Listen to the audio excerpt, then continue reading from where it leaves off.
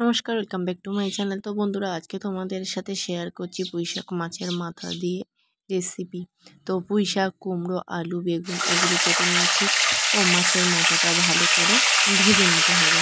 আমি আগে থেকে নুন হলুদ মাখিয়ে রেখেছিলাম। তো মশলাটা যেটা দিচ্ছি, সর্ষে, কাঁচা লঙ্কা, পেঁয়াজ, রসুনটা শিলে বেটে নিচ্ছি। তো তোমরা চাইলে কেউ মিক্সিতেও করে নিতে পারো, যার যেটা সুবিধা। মাছের মাথাটা দেখো ভালোই ভাজা হয়ে গেছে। মাছের মাথাটা কিন্তু ভালো করে ভাজতে হবে, নাহলে কাঁচা কাঁচা গন্ধ দেবে।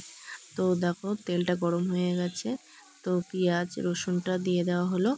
তো এবার পাঁচফোড়নটা দিয়ে ভালো করে নাড়াচাড়া করতে হবে। তো বন্ধুরা, তোমরা কিভাবে রান্না করো অবশ্যই জানাবে, ও কে কোথা থেকে আমার ভিডিওটা দেখছো অবশ্যই কিন্তু কমেন্ট জানাবে।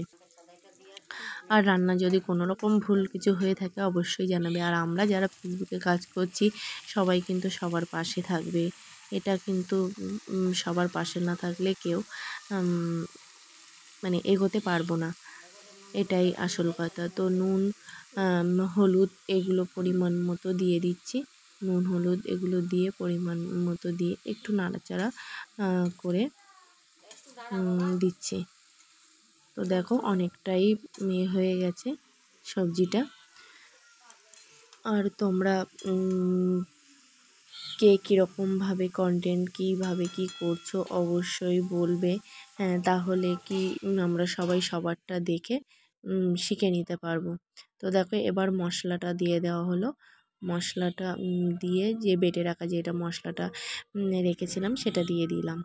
তো এবার দিচ্ছি তোমার মাছের মাথাটা দিয়ে হালকা একটু নাড়াচাড়া করতে হবে, যাতে মাছের মাথাটা তরকারির সাথে ভালো মতো মিক্সড হয়ে যায়। তাহলে তরকারিটা অনেকটাই দেখতেও ভালো লাগবে ও খেতেও ভালো লাগবে। তো দেখো হালকা একটু চিনিও দেওয়া হলো। চিনি দিলে কি হয়, তরকারির টেস্টটা ভালো হয়, তার জন্য চিনি দেওয়া হয়েছে।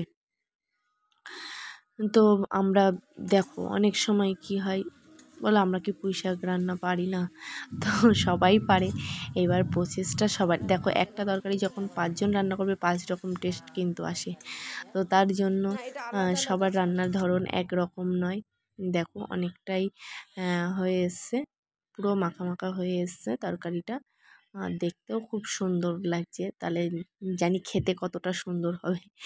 হ্যাঁ, তো একটু অনেক সময় ধরেই তরকারিটা কিন্তু কষিয়ে নেবে।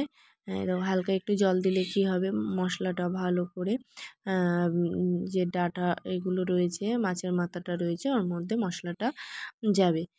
তো আমার ভিডিওটা যদি ভালো লাগে অবশ্যই লাইক কমেন্ট শেয়ার করবে।